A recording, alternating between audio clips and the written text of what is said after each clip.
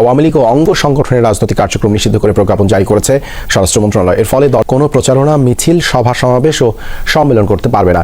আমি দেখে তো বিস্মিত হয়েছি যে কি, এটা তো পুরা 1984 এর যে একটা জিনিসকে আরেকটা বানিয়ে তারপরে ওইটা বারবার সব টিভি চ্যানেল দিয়ে বলানো।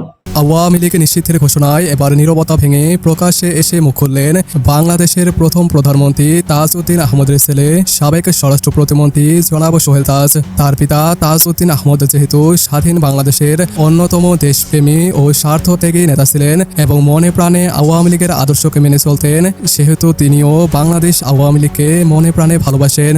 কিছু সংখ্যক ছাত্র জনতার আন্দোলনে আওয়ামী লীগের মতো একটি পুরনো ও শক্তিশালী দলকে নিষিদ্ধ করায় অন্তর্বর্তীকালীন সরকারের প্রধান ডক্টর মোহাম্মদ ইউনূসের প্রতি ক্ষোভ ছাড়লেন সোহেল তাজ। তিনি বলেন, শেখ হাসিনা যে একজন খুনি ও স্বৈরাচার, সে বিষয়ে আমি মোটেও দ্বিমত পোষণ করছি না। আমিও চাই যে যত দ্রুত সম্ভব আইনের আওতায় এনে গণহত্যার নির্দেশদাতা হাসিনা ও তার দোসরদেরকে কঠিন থেকে কঠিনতর শাস্তি দেওয়া হোক।